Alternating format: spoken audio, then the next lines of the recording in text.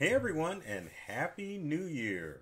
It's technology expert Burton Kelso here with another tech tip to help you get the most out of the technology in your life. Today we're talking about how to avoid cybercrime in the year 2022. And does anyone say that anymore? The year 2022? We'll just say 2022. It's a new year, and cybercrime's not going anywhere. So you need to make sure that you're taking steps to keep you, your family, and all your devices safe from all the nasty cyber criminals that are out there. So let's get started because we have a lot to talk about. So my first tip for the new year as far as keeping people safe or your family safe from cybercrime is to check in on your kids, because obviously criminals are targeting tweens and teens when it comes to cybercrime. There's a lot of things that you need to worry about that you probably already know, like phishing schemes and, of course, online scams and scams that involve smishing, which is SMS texting. There's also vishing, which are voice phishing schemes that affect adults, but now they're starting to affect children. So you're probably going to have that sit down with your kids and let them know that they need to be wary of some of the online threats out there. The usual things, of course, that you really shouldn't give out family or personal information because it could wind up in the hands of cyber criminals. And cyber criminals are also targeting kids too as far as their social security number. So you need to make sure that you're keeping track of your kid's social security number, because obviously all of our social security numbers have fallen into the hands of cyber criminals. Not all, but enough where criminals are thinking about targeting kids. So it's important that you make sure that you have that discussion with your kids about cybercrime and what things they need to look for. Obviously, no personal information, smartphone information they shouldn't share, and of course, clicking on links that could be attractive that will make them think that they're going to get Robux or V-Bucks or whatever bucks they think they're going to get. If they have any questions, you need to become the resource that they can turn to when they encounter strange things on their laptops, smartphones, and tablets. So always make sure that they are aware of how they need to act online and what sites they should visit and what sites they shouldn't visit. Next tip is, with you adults, quit giving out your cell phone number. My goodness, it just really puts you in a disadvantage when you hand out your cell phone number to just anybody. The best thing that you can do in today's world is to set up a virtual number with like WhatsApp or Google Voice to make sure that your personal number isn't making the rounds on the internet or on the dark web. Criminals take advantage of your smartphone numbers because they want to be able to have a local number to appear in caller ID when they try to trick people with their scams, whether it be a texting scam, a voicemail scam, or I should say a voice scam as well. So local numbers are something that we're going to pick up when the phone rings. So when it's time for ring ring, if we see the numbers local, we're more apt to pick up, and it puts you more at risk of falling for a scam. So quit giving out your smartphone number. Set up a virtual number, again with Google Voice or with WhatsApp or whatever virtual free services out there, to make sure that your smartphone number is staying only in the circle of your close family and friends and not in the hands of the public. You might even consider going old school, if you can, and just get a regular landline to give out those numbers to scammers. So that way, if you miss the old days of the phone ringing, sometimes off the hook, you can know if it's a landline that it may be someone you don't want to talk to. And then, of course, when your smartphone rings, it's someone you want to stay in contact with. So quit giving out that number. Doesn't matter if you're an individual or even a small business person. That smartphone number should be only for you and close family. Trust me, I rarely give out my smartphone number, and every now and then I may get a scam call, but it's very few and far between. Other things you can do if you have already given out your phone number to a lot of people, and I mean your smartphone number, is that you can, as I clear my throat, contact your cellular provider to see what type of spam services that they have available for your network. Doesn't matter if it's Verizon, AT&T, or T-Mobile.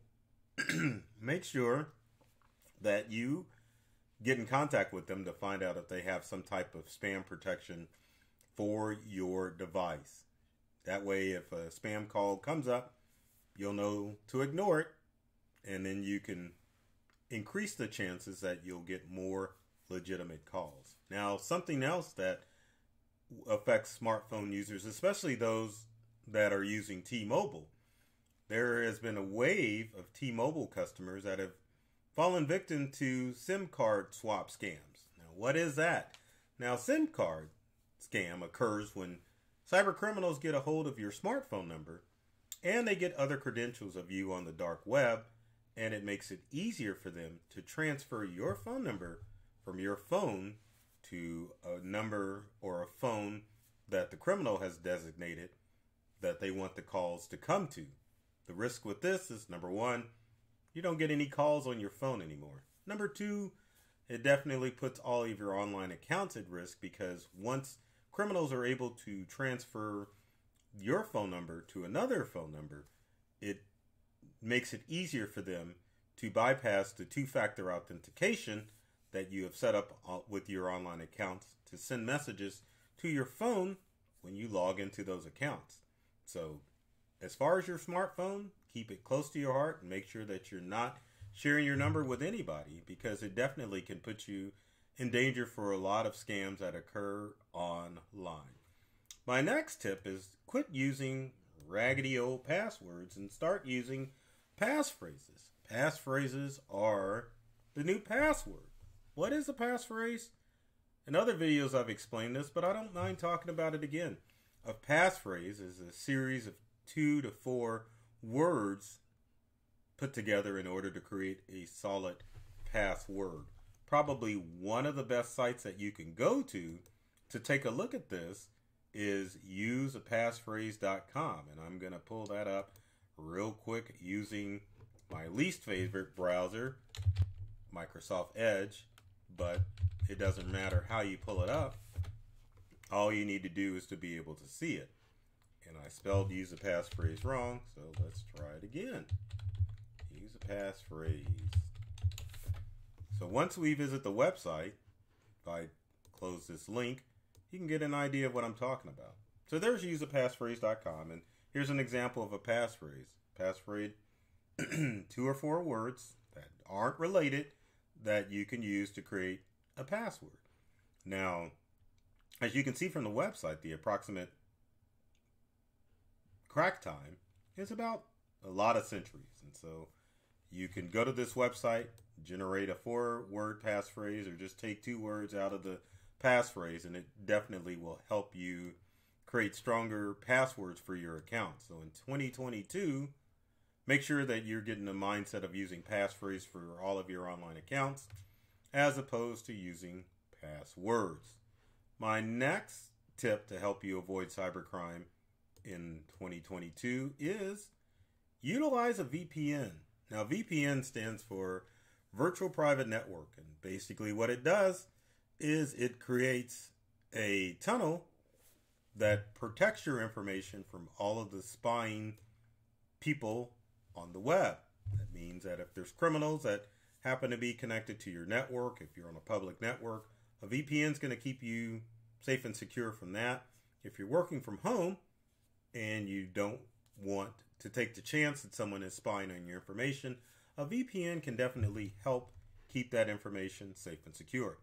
Now, for most of you that surf at home and you want to stay safe with a VPN, probably one of the best options is to utilize a lesser known web browser called Opera, which I will show you here in a second.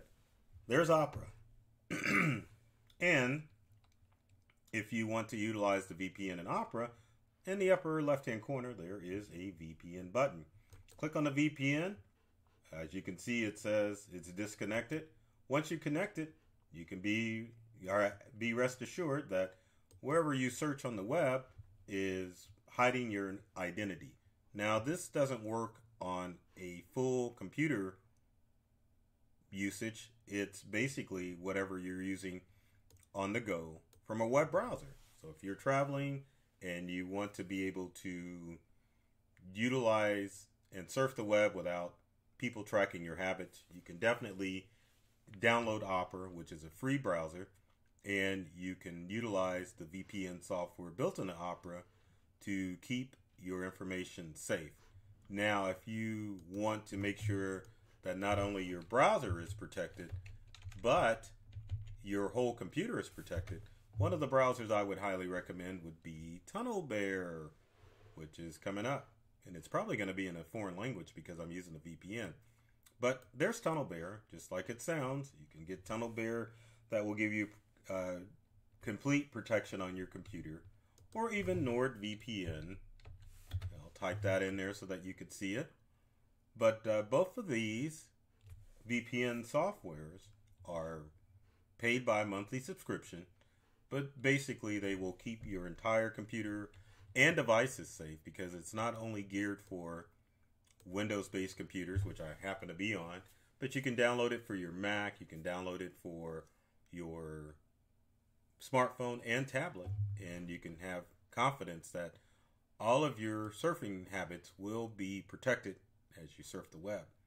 Now, my next tip for staying safe in 2022 is to avoid, not social media, but a lot of the social media memes that are going around.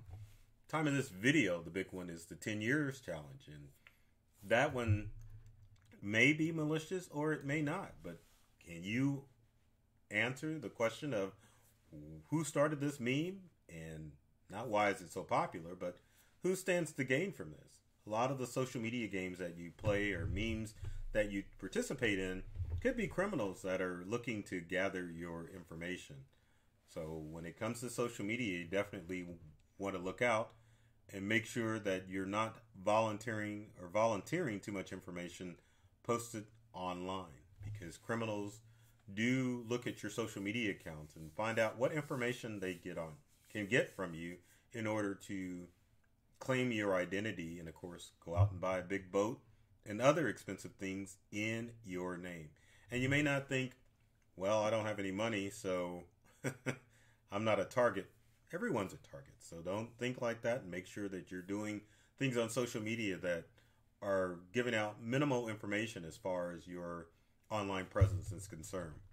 Now, the next one a lot of people don't think about, but it is those online apps. That's a poor representation of apps online, but you need to be careful when you're with your smart device at the Google Play Store or the Apple App Store. A lot of malicious apps sometimes wind up in the App Store mainly. Sometimes it winds up in the Google Play Store more than it does in the Apple App Store.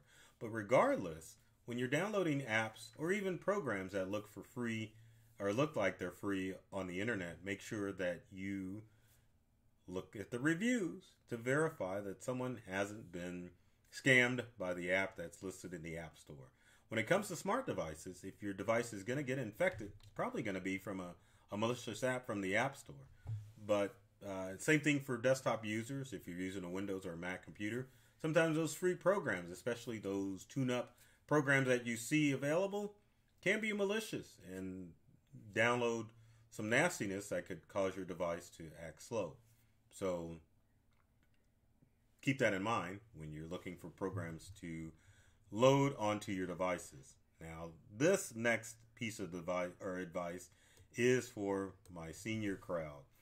Get rid of that old technology. I know old Bessie, meaning the computer, has probably been working for 10 or 15 years, but at some point, if you're going to keep your information safe on the web, you need to make sure that you are updating to the latest devices, meaning computers and smartphones and tablets, to ensure that you keep your identity safe and don't fall victim to malicious programs and apps that are constantly on the web searching for weak computers to get in and infiltrate. So for most senior adults, if you spend a couple of $100s on a new computer, it's going to have the latest software and it's going to offer better protection to keep you safe and secure. So if you have seniors in your life, or if you're a senior watching this video, make sure you keep that in consideration. Get a newer device. That way you can keep yourself protected from the latest threats out there. Now, what do you do if you become a victim to cybercrime? Always, always, always report it to the authorities, because it helps them keep track of what's going on as far as cybercrime is concerned. Yes, a lot of cybercrime occurs overseas, but at least if you report it to law enforcement, they can put out an alert to people who may be experiencing the same issues, and that way we stay enlightened as a community as far as what current threats are available. Cyber threats are constantly changing, and it's important that we report when we've been attacked, so that way we could all keep track of what's going on and do a better job of protecting ourselves and our neighbors when it comes to cybercrime. One other thing I was going to add too is always ask for help. If you see something suspicious with an email or a link that pops up on your computer or smartphone, don't hesitate to find a technology expert like myself to ask if it is a legitimate threat. A lot of the cyber threats that come across look realistic, and it can be easy to fool anyone if you don't take the time to read it, or it just looks so good that you're like, oh my gosh, I gotta click on this. So when in doubt, always ask for help.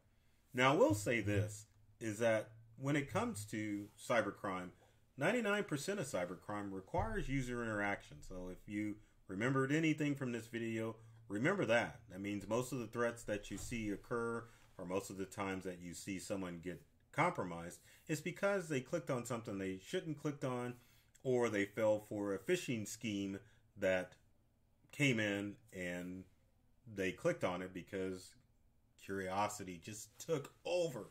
So please, I implore you, make sure that you're taking your time when you look at those links, and you follow these steps this year to make sure that you avoid cybercrime that can cause you to lose money and can definitely foul up your device. So with that said, if you've got comments or questions, please leave them in the comment section below. I like that, below. So that way, if you have a question, I can definitely see it and answer it for you to help keep you safe. With every video, always ask, if you liked it, be sure to like and subscribe, and ring the bell if you're watching this on YouTube, so that you can stay up to date with the latest videos as they're released online. So remember, it doesn't matter what year it is. I always love technology. I've read the manuals, and I'm serious about making technology fun, safe, and easy to use for everyone. So take care of yourself and do many things to make you smile like this. And thanks for watching.